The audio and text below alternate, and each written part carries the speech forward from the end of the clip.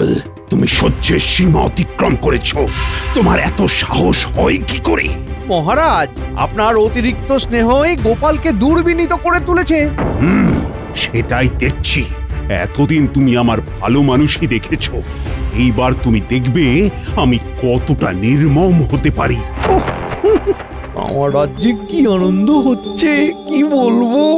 গোপাল, আমি কাল থেকে তোমাকে এই রাজসভায় দেখতে চাই না। যথা আজ্ঞা মহারাজ। মহারাজ, আমি কি একটা প্রশ্ন করতে পারি? পারো, বলো তোমার কি প্রশ্ন আছে, সেটা করে এই মুহূর্তে আমার সামনে থেকে চলে যাও। হ্যাঁ, আমি আমার উত্তর পেয়ে গেছি মহারাজ। কিন্তু তুমি তো কোনো প্রশ্ন করনি। মহারাজ, অনেক সময় কোনো প্রশ্ন ছাড়াই মানুষ উত্তর দিয়ে দেয়, ঠিক সেই রকমই আমার প্রশ্ন করার আগেই আমার উত্তর পেয়ে গেছি। মানে আপনি দিয়ে দিয়েছেন। বিদায় মহারাজ। গোপাল, দাঁড়াও। তোমার ঔদ্ধত্য দেখে আমি আশ্চর্য হচ্ছি। তুমি আমাকে অপমান করার সাহস পাও কি করে? তোমার কি প্রশ্ন ছিল সেটা জানিয়ে যাও। আমার প্রশ্নটা খুবই নিরীহ মহারাজ। আপনি তখন বললেন কাল থেকে আমাকে যেন আপনি না দেখেন, কিন্তু আমি আজ কি করব সেটাই আমার জিজ্ঞাস্য ছিল। আপনি তো উত্তর দিয়ে দিয়েছেন। আমি যাচ্ছি মহারাজ। কি সাহস! শুনুন শুনুন শুনুন, সমস্ত কৃষ্ণনগরবাসীর উদ্দেশ্যে মহারাজের ঘোষণা। সভাসদ গোপাল রাজসভা থেকে বহিষ্কৃত। মহারাজের সঙ্গে গোপালের কোনো সম্পর্ক নেই। রাজসভা সংক্রান্ত কোনো কাজের সাথে গোপাল আর যুক্ত নয়। শুনুন শুনুন শুনুন। মহারাজ পারলেন। অবশেষে মহারাজ পারলেন। ও, আজ যে কি আনন্দ হচ্ছে না, ভাষায় প্রকাশ করতে পারবো না। ওরে বাবা, সারা কৃষ্ণনগরের হাওয়া কি মধুর, কি শীতল লাগছে। দেখলেন তো মন্ত্রী মশাই, আমার গণনা কি নির্ভুল? দেখলাম। এবার যে কাজটা আমাদের করতে হবে সেটা হলো গোপালকে একেবারে পাত্তারি গুটিয়ে এই কৃষ্ণনগরের সীমানা থেকে দূর করে দিতে হবে। না থাকবে বাঁশ আর না বাজবে বাঁশি। আজ খুব নিশ্চিন্ত লাগছে। গিন্নি, আর এক মুহূর্ত এখানে থাকবো না। ঠিক আছে, তুমি এখানে থাকো, আমি চলে যাই। একা? হ্যাঁ, প্রথমে ভেবেছিলাম তোমাকে নিয়েই চলে যাব, তারপরে মনে হলো না, আমি কষ্ট করতে পারি, কিন্তু তোমাকে কষ্টের মধ্যে ফেলে দেওয়া উচিত না। বলি আমার এখানে একা থাকতে তো কষ্ট হবে গো। আচ্ছা তুমি যাচ্ছ কেন? রাজসভার কাজ গেছে গিন্নি, কিছু করে তো আমার গ্রাসাচ্ছাদন করতে হবে। তোমাকে খাওয়াবো কি, কিছু তো করতে হবে গিন্নি। একা একা যুদ্ধ করা যায়? এই দেখো, আমি কোথায় একা যুদ্ধ করছি? আমরা দুজনেই তো যুদ্ধ করছি। আর একটা কথা জানবে, জয় সব সময় সাহসীদেরই হয়। আমি তো তোমার কোনো খবর পাবো না গো, আমার তো চিন্তা হবে। কোনো চিন্তা করো না গিন্নি, মাথার উপরে একটা ছাদের ব্যবস্থা করেই তোমাকে এখান থেকে নিয়ে যাব। আমি এখন একবার পুঁটিদের বাড়ি যাব, বুঝলে? তুমি ততক্ষণ আমার একটা থলেতে কিছু জামা কাপড় ভরে দাও। হ্যাঁ পুঁটি, জেগে আছিস? গোপাল দাদু না? হ্যাঁ, গোপাল দাদু, জেগে আছি। যাবার আগে তোদের সাথে দেখা করতে এলাম রে পুঁটি। তুমি চলে যাবে? কোথায় যাবে? কোথায় যাব তা তো জানি না। যেখানেই যাব আমাকে নতুন করে শুরু করতে হবে রে। শোন পুঁটি, তোরা তোদের দিদিমার একটু খোঁজ খবর নিবি। হ্যাঁ, আমি আমার মাথার উপর ছাদ তৈরি করতে পারলেই তোদের দিদিমাকে এখান থেকে নিয়ে যাব। কিচ্ছু চিন্তা করো না গোপাল দাদা, আমরা রোজ দুবেলা খবর নেব। আর আমরাও পাঠশালা থেকে এসে সোজা দিদার কাছে চলে যাব। আচ্ছা গোপাল দাদা, মহারাজ তো তোমাকে কৃষ্ণনগর থেকে চলে যেতে বলেননি, তবু তুমি চলে যাচ্ছ কেন? আজ বলেননি, কাল তো বলতে পারেন, তাই আগে থেকে তৈরি হয়ে নিলাম। চলি রে।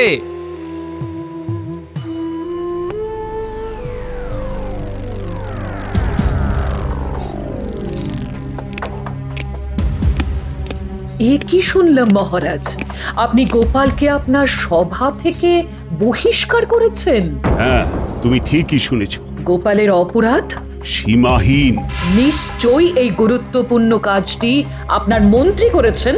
তুমি কি মনে করো আমি আমার মন্ত্রীর কথায় চলি? আমার চোখ নেই, কান নেই, আমি শুনি না, দেখি না? কি হয়েছে তা জানি না মহারাজ, কিন্তু একটা কথা আপনাকে বলে দিলাম, গোপাল এমন কিছু করতে পারে না যার জন্য তাকে সভা থেকে বহিষ্কার করতে হয়।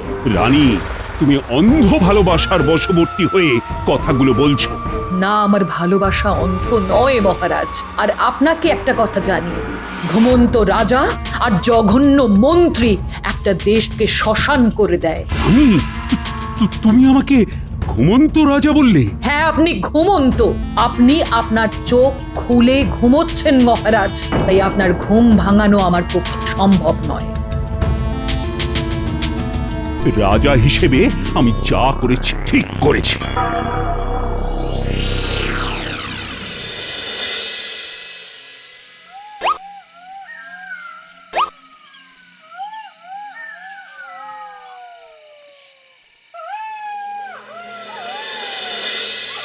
আজকের রাতটা এখানেই থাকি, সকাল হলে জায়গাটা একটু ঘুরে ফিরে দেখব। ওরে বাবা, কি ঘুটঘুটে অন্ধকার রে!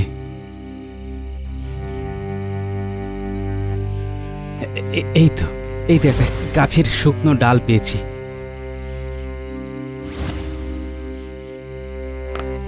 দেখি তো, পাথর ঠুকে আগুন জ্বালাই। এই তো আগুন ধরেছে। এবার ঘরের ভেতরে ঢুকি। আগুন নেভাও। কে? আগে আগুন নেভাও, তারপর সব বলবো। আগে অন্ধকার হয়ে গেলে আমি তো কিছুই দেখতে পাবো না। এবার বলো, তুমি কে?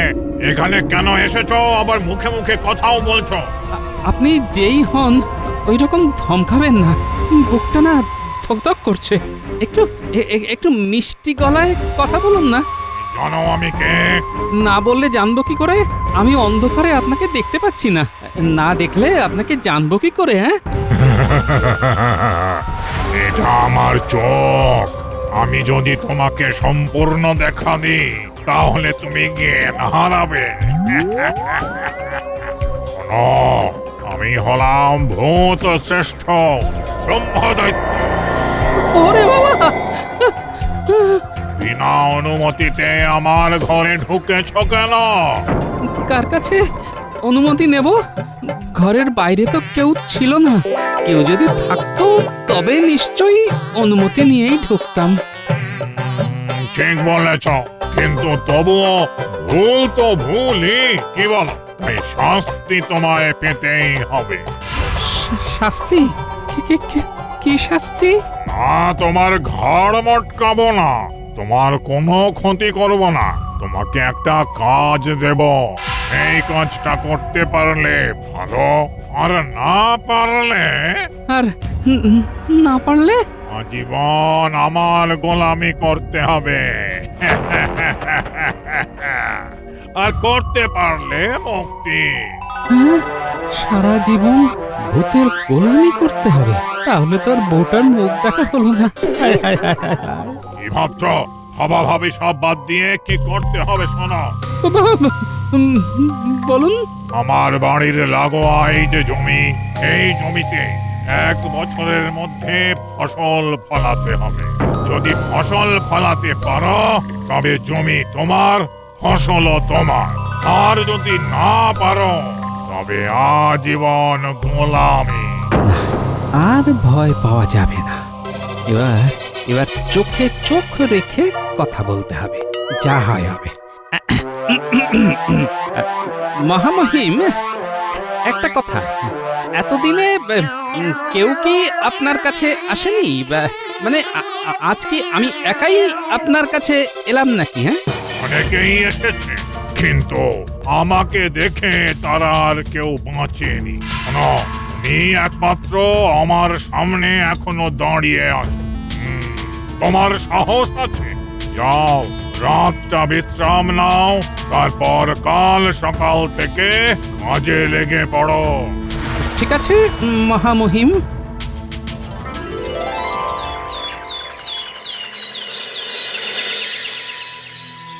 না না, কোনো চিন্তা করো না, আমরা সব সময় তোমার পাশে আছি।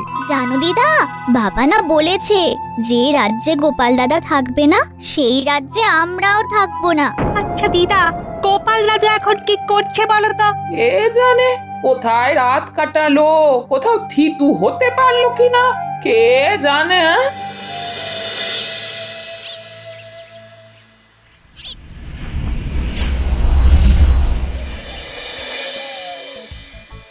ওরে বাবা, এ তো পাথুরে জমি। এখানে এখানে ফসল ফলাবো কি করে?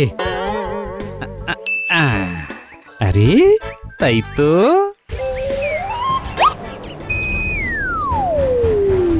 খুব কঠিন কাজ, ঠিক তাই তো? পারবে না তো? তাহলে চলো আমার গোলামি করা শুরু করে দাও। না না না, সব ঠিক আছে। এটা কোনো কাজই নয়। আজ নয় মানে এই পাথরের জমিতে তুমি ফসল ফলাবে? পারবো না এই কথাটা আমার অভিধানে নেই। ঠিক আছে, দেখি 1 বছরের মধ্যে কিভাবে এই পাথরে জমিতে তুমি ফসল ফলাতে পারো। এবার আমার একটা শর্ত আছে যে মহামহিম। তোমারও শর্ত? আচ্ছা বলো শুনি, কি তোমার শর্ত? আমি আমি আমার কিছু প্রিয় মানুষকে এখানে আনতে চাই, কারণ একা এই এত বড় জমিকে চাষ করতে তো অনেক সময় লাগবে। মানে সবাই মিলে যদি কাজটা করা যেত তবে খুব ভালো হতো, বুঝলেন? এ তোমার শর্ত মানতেই পারি, কিন্তু তুমি পালাবার চেষ্টা করো না। তুমি আমার চোখে ফাঁকি দিয়ে কোথাও পালাতে পারবে না। কেন কেন পালাবো? কেন পালাবো? গোপাল ভাঁড় কখনো পালিয়ে বাঁচে না। হ্যাঁ, যার আছে বুদ্ধি তার হবেই হবে সিদ্ধি। হ্যাঁ, ঠিক আছে, তুমি যাও। ধন্যবাদ। বিজ্ঞানী, ও বিজ্ঞানী, ঘুমিয়ে পড়লে নাকি? আরে গোপালের গলা না? গোপাল, জেগে আছি, ভেতরে এসো।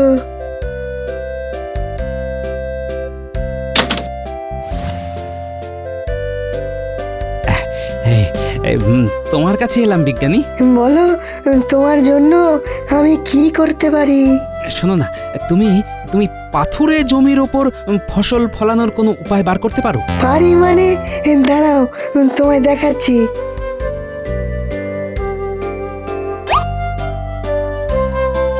এই যে বয়ামের মধ্যে যে তরলটা আছে, এই তরলটা একটা বড় জল ভর্তি বালতির মধ্যে 2 ফোঁটা ফেলে দিয়ে সেই জল মাটিতে ছিটিয়ে দাও, তারপরে দেখো জাদু। ও আচ্ছা, এটা আমি নিতে পারি বিজ্ঞানী? তোমাকে আমার কিছুই অদেয় নেই গোপাল। আমি একটা কঠিন লড়াই লড়ছি, বুঝলে? সেই লড়াইয়ে আমার প্রিয় মানুষগুলোকে আমি পাশে চাই। আমি তোমার পাশে আছি গোপাল। তাহলে কাল সকালে আমরা যাব সেই লড়াইয়ের জায়গায়। বাহ, চলো নতুন জায়গায় আমরা নতুন ভাবে শুরু করব।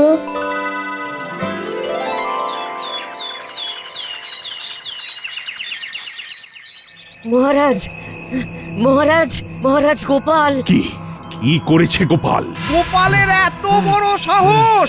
আগে আগে মন্ত্রী মশাই, গোপাল দাদা কিছু করেনি, শুধু চলে যাচ্ছে।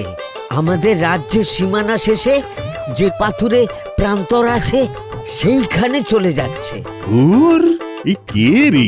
আরে চলে যাচ্ছে তো ভালোই হচ্ছে।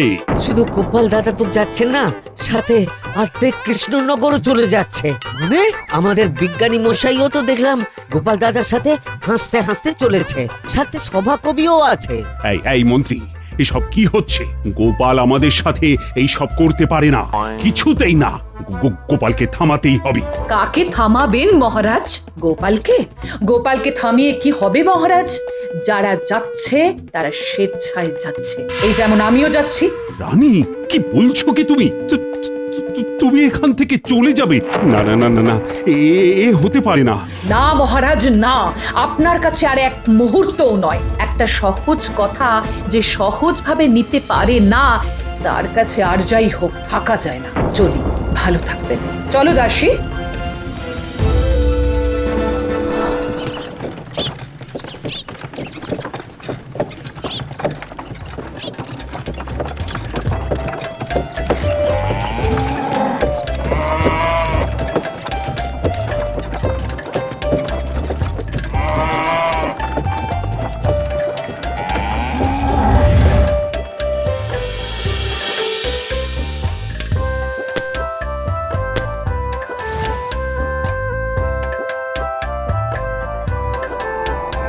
ও মা, অনেক বড় মাঠ। ও কি আনন্দ হচ্ছে! এখানে কিন্তু খুব খেলা যাবে। তোমাদের তো দেখছি খুব সাহস। ও মা গো, এটা কে? আমি ব্রহ্মদৈত্য। এখানে তোমাদের কে এনেছে? আমাদের গোপাল দাদু তোমাদের গোপাল দাদু আর কি বলেছে? বলেছে আমরা সবাই একটা নতুন জায়গায় থাকবো। আমাদের রাজ্যের রাজা কৃষ্ণচন্দ্র রায় গোপাল দাদুকে তার রাজ্য থেকে তাড়িয়ে দিয়েছেন। তার মানে তোমাদের গোপাল দাদু দোষ কিছু নিশ্চয় করেছে। আমাদের গোপাল দাদু কোনো অন্যায় করেন না। মহারাজ ভালো না বাসলে কি হবে? আমাদের রাজ্যের রানীমা আমাদের গোপাল দাদুকে খুব ভালোবাসেন। তিনি তো আমাদের সাথে এখানে এসেছেন। রাজসভার বিজ্ঞানী আর ওই সভাকবি, তারাও গোপাল দাদার সাথে এখানে। তারা সবাই বলেছে আমরা সবাই মিলে এই জায়গাটাকে তৈরি করব। সবাই মিলে জায়গাটা তৈরি করবে? এই পাথুরে জমিতে ফসল ফলাবে? পারবে করতে? দেখা যাক।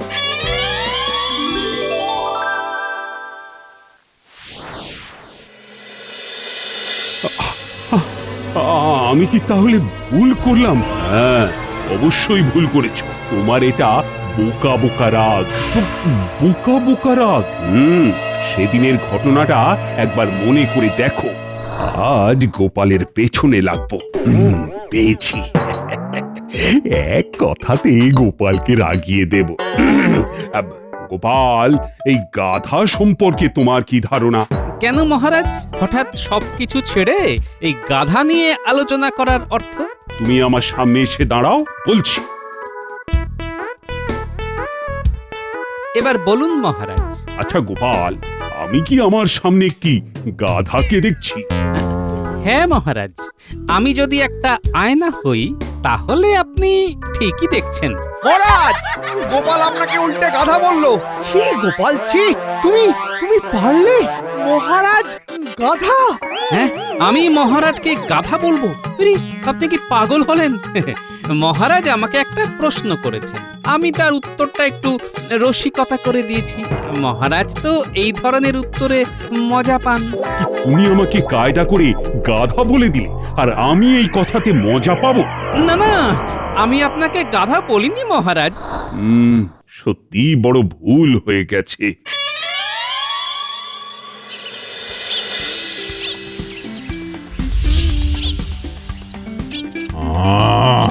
শান্তি, খুব শান্তি। পাখি ডাকছে, চারিদিকটা কি সুন্দর লাগছে। গোপাল, তুমি অসাধ্য সাধন করেছো। আগে এসব আমার একার দ্বারা হয়নি, আমরা সবাই এক হয়ে কাজ করেছি বলেই এটা সম্ভব হয়েছে। আর তার উপর আমার রানীমার পায়ের ধুলো পড়েছে। প্রণাম রানীমা, আপনাদের সবার আগমনে আমার এই রুক্ষ জায়গাটা সবুজে সবুজ হয়ে উঠেছে। জায়গাটার নাম হোক গোপালনগর। কি শান্তি! সবুজ গোপালনগর। খুব ভালো নাম। তাহলে আজ থেকে আমাদের ঠিকানা এই গোপালনগর। হ্যাঁ, যাক, আমার একটা ভালো আস্তানা পাওয়া গেল। এবার থেকে গাছের ওপর ঠ্যাং ঝুলিয়ে বসতে পারবো।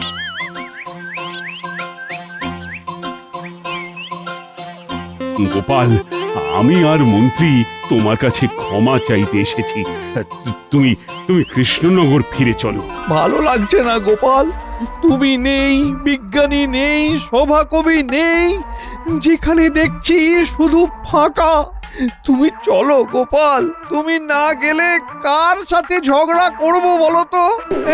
এখন তো আর আমার পক্ষে এই গোপালনগর ছেড়ে কোথাও যাওয়া সম্ভব নয়। তার মানে তুমি আর যাবে না? গোপাল, এই সমস্যার একটা সমাধান আমি করে দিই। ঠিক আছে রানীমা। গোপাল, তুমি প্রথম 6 মাস এই গোপাল নগরে কাটাবে, আর পরের 6 মাস তুমি কৃষ্ণনগরে। রাজি? রাজি।